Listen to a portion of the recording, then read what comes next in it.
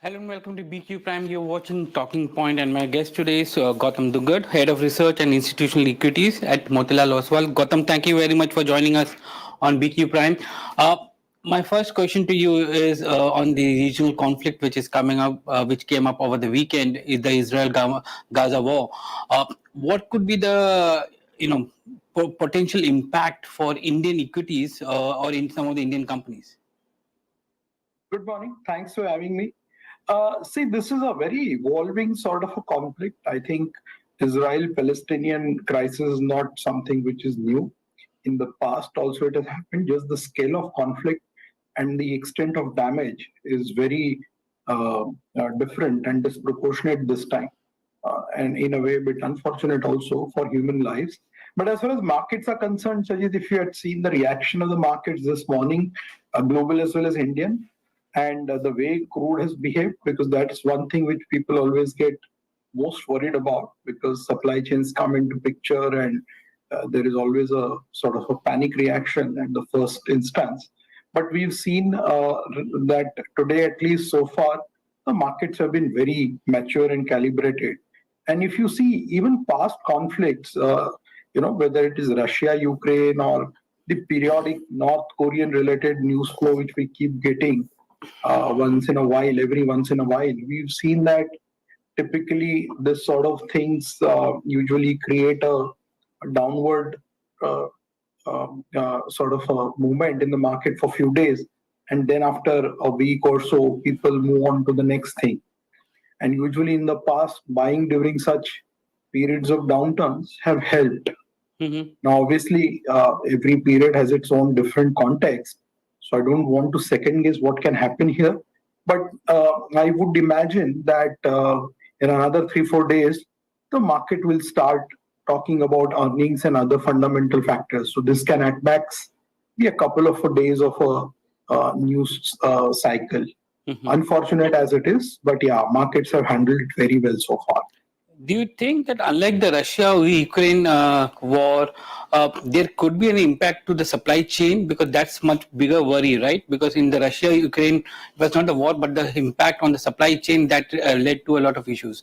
So, do you see a similar impact coming in the future from this? I would not imagine so, Sajit, because the commodities involved are very different. And this so far seems to be a very localized conflict, with most of the world opinion sided towards one side, right? In Russia, Ukraine, we have seen that the global opinion has been slightly more divided.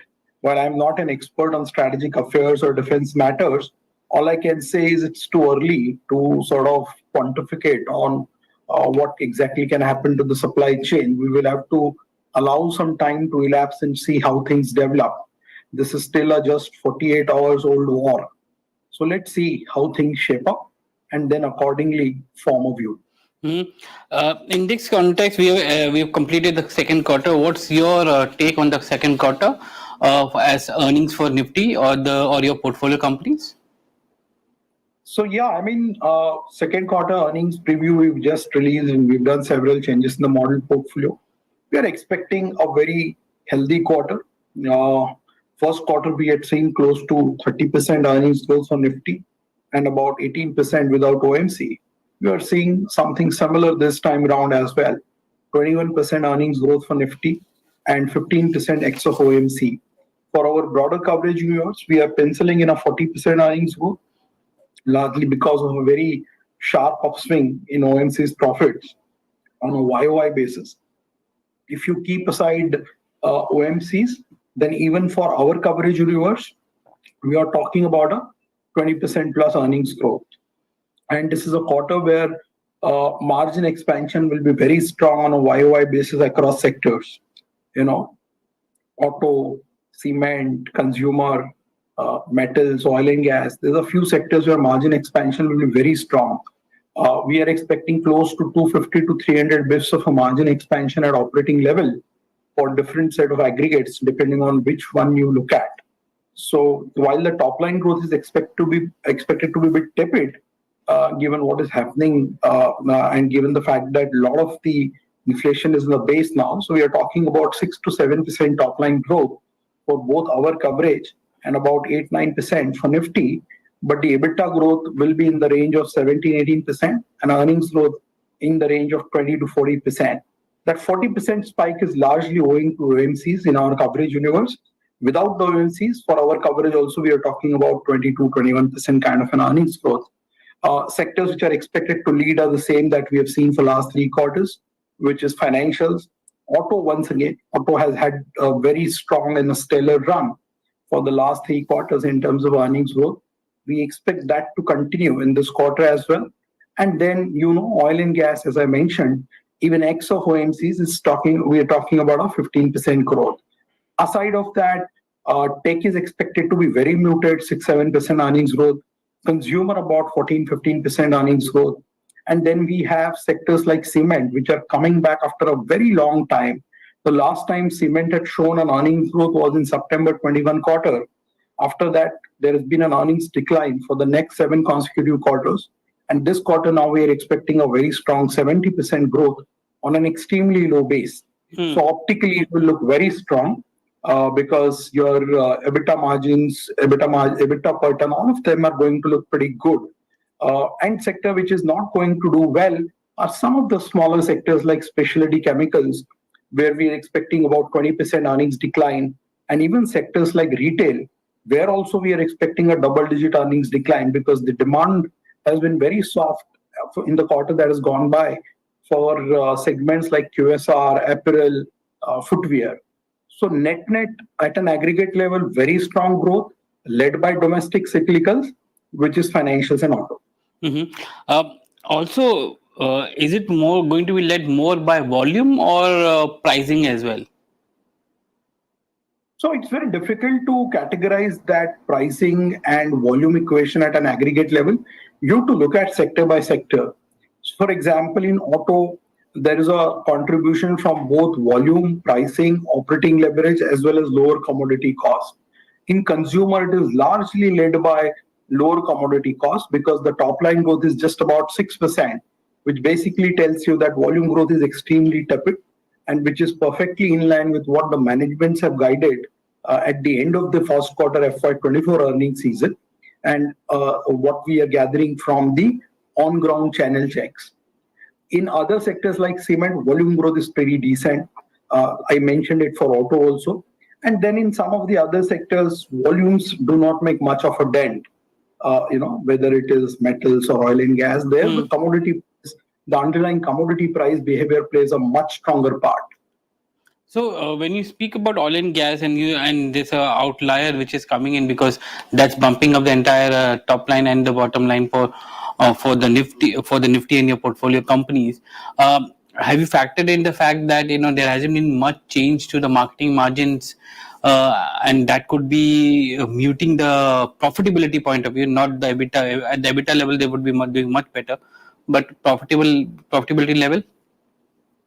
So as I mentioned, at the profit level itself, there is a spike which is coming in, but they've always been noisy on either side, whether on the downside or on the upside.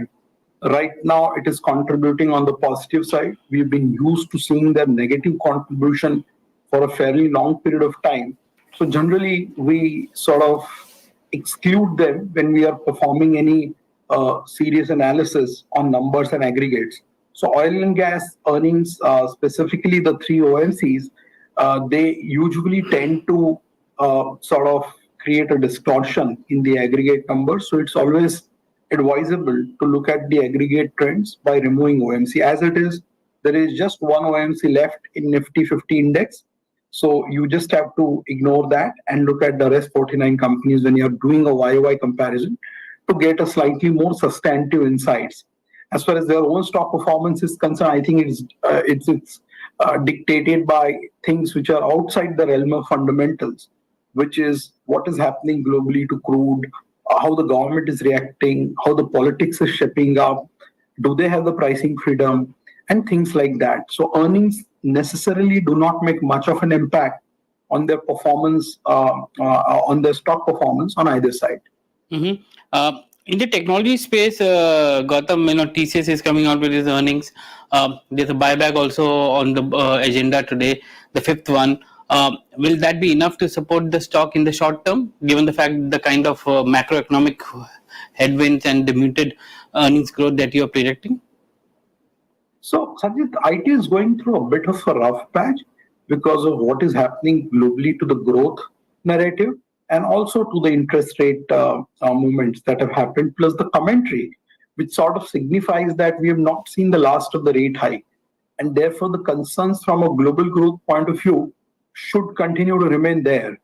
That being said, IT sector right now, I mean, very counterintuitive. If you look at the large cap IT stocks, they're almost at their 52-week highs, which sort of belies the underlying very weak growth narrative which is coming in. Part of the reason is because of the point from where we are looking at it. Because if you look at it from an October 21 perspective, most of these stocks are still down 20-30% from their respective 2-year highs, while the market is at a new high. Right. As far as TCS is concerned, we are used to seeing their buybacks and very healthy free cash flow returns that they provide. So this will be, I think, the fifth buyback. The last three buybacks put together, 18, 16, and 16,000 crores, they've returned 50,000 crore back to the shareholders. So one needs to see the details of the price, the quantum, and the method in which they will be doing it. But this is par for the course as far as the large cap IT companies are concerned, because they've established this practice now to return 80-90% of their free cash flows in the form of a dividend or a buyback. As far as the fundamentals are concerned, I think we might be in for a couple of more quarters of near-term pain as far as the sequential constant currency revenue growth is concerned, because the global macros are still not very looking rosy, and which is what we have seen commentary from Accenture also and numbers, I think, a couple of days back. So one needs to watch out for some of these things to clear. At the margin, however, the valuations are relatively more favorable for IT than what they've been for a large part of 2021. We are expecting a very muted quarter across the board for IT sector, just about 6-7% earnings growth YOY, and even dollar terms sequential constant currency revenue growth in a very flattish zone of 1 percentage point plus minus 50 basis point. Mm-hmm. Another key sector which has been performing well is the banks and financial segment. Do you expect the NIMS growth to continue there and the top line for some of the banks, or there are some pockets where there could be some slowdown? So we are expecting a moderation in the NIM net interest margins already. We had seen that in 1Q FY24, and that trend will continue in this quarter as well. And of course, for the next half as well. So insofar as earnings growth for the banks is concerned, we are clearly seeing a distinct moderation now, which we had highlighted when we released our first quarter's preview as well 3 months back. So we are talking about a growth which is moderating from 30% to 25% this quarter, and maybe about 17-18% in third quarter, and close to 10-12% in the fourth quarter for private banks, and somewhat similar number for PSU banks. So on an aggregate for the full year, the growth will still look pretty solid at about 20%, but it's a very non-linear growth in terms of quarterly distribution, because every quarter is slightly more moderate than the previous quarter. So let's see what the commentary is, because the credit growth is running quite fine at 14-15%. Maybe you're in for 1-2 quarters more of a NIM, which is now settling into a slightly more sustainable zone compared to what we had seen in 4Q FY23, where NIMs had spiked up to a very sharp, very sharp levels, which obviously was not sustainable. So nothing unusual happening there. It's just that the growth will look slightly moderate every subsequent quarter. But on the flip side, the valuations are extremely reasonable for banks, both private as well as PSU, more so for PSU, of course, and which is where we have a single largest overweight in our model portfolio with about 7% allocation to PSU banks. And we hold SBI and Bob in our model portfolio. Mm-hmm. two sectors which I need your views on is the consumer sector because the demand has been muted there. There was some expectation that after the monsoons, the rural demand may pick up, but monsoons have been pretty much at par. Do you see revival of demand coming in from rural and semi-urban, and that helping both consumer and retail segment? So, Sanjeev, my view is slightly, I'll break it into two different parts. When you say consumer, let's say consumer staples is one segment and consumer discretionary is another segment. As far as staples is concerned, I think the demand will take a couple of more quarters to revive because the rural has been lackluster for some period of time now. And while the monsoon has revived in September, the August has been very bad, and that will impact sowing, or yields in some specific cases. Plus, as always, the monsoon has been very uneven in terms of spatial distribution. That said, second, the inflation has been also impacting the consumer demand on the ground, which is what most of the consumer companies pointed to during the 1Q FY24 earnings calls and also at our annual global investor conference, which we did in the last week of August. So, as far as staples is concerned, I think it will take a couple of quarters for volumes to revive. And at the margin, companies are not very confident of taking disproportionate price hikes. In fact, the competition from the smaller and unorganized guys in most of the consumer categories has picked up, which is what was alluded to by Hindustan Lever and Britannia and some other consumer companies also 3 months back. So they will be very reluctant to take any meaningful price hikes in an environment where demand is already constrained. So net, it will mean that top line growth will look very, very sedate. And whatever earnings growth that has to come will have to come from margin management rather than led by demand. Whereas discretionary is concerned, we are seeing a very different trend emerging out there. You saw the press release of Titan on Friday. They're talking about a 20% top line growth on a very high base. So clearly, discretionary is very different from staples as far as demand patterns are concerned. And within discretionary, also different segments have very different trajectories. So hotels is doing very well, jewelry is doing well, aviation is doing well, but at the same time, QSR, footwear, apparel are not showing that strong a demand sort of patterns. So one has to be very, very choosy within the sectors and also within the categories that you choose in a sector. So as far as we are concerned, we are significantly overweight on consumption, and we have only one consumer staple stock in our model portfolio, which is ITC. We hold around 7 to 8 consumer discretionary stock, and our single largest section still continues for Titan for last many years and even now. Other than Titan, we hold Indian Hotels, Metro, Zomato, Lemon Tree, DMart, and Kajaria in our model portfolio. Gautam, it was a pleasure talking to you today to get an understanding on the earnings season that's just going to start today for TCS Earnings. Thank you very much for joining us Thanks, on BQ Prime.